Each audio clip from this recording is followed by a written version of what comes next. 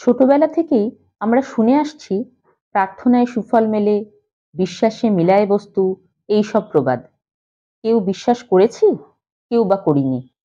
চিকিৎসা ক্ষেত্রে কোনো দুরারোগ্য ব্যাধি আক্রান্ত রোগীর পরিবারকে অনেকেই পরামর্শ দিয়ে থাকেন, উপরওয়ালার ওপর ভরসা রাখো, সব ঠিক হয়ে যাবে।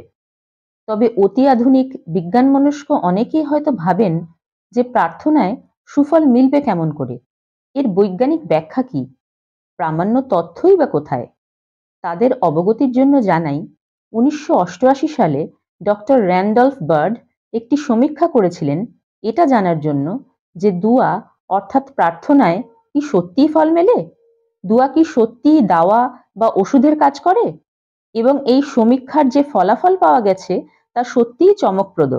দেখা গেছে যেসব রোগীদের জন্য কেউ প্রার্থনা করেনি তারা সেই সব রোগীদের তুলনায় দ্বিগুণ শারীরিক কষ্ট ভোগ করেছে যাদের জন্য কেউ না কেউ প্রার্থনা করেছে।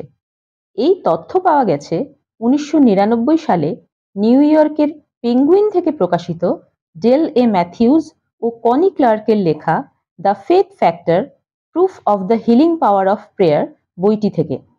এই গবেষণায় জানা গেছে যে যদি কোনো ব্যক্তি একজন অসুস্থ মানুষের জন্য সত্যিই মন থেকে প্রার্থনা করেন তবে তা ওষুধের সমতুল্য কাজ করে। অতএব আপনি বিশ্বাস করুন আর নাই করুন, দুয়া সত্যিই দাওয়ার কাজ করে।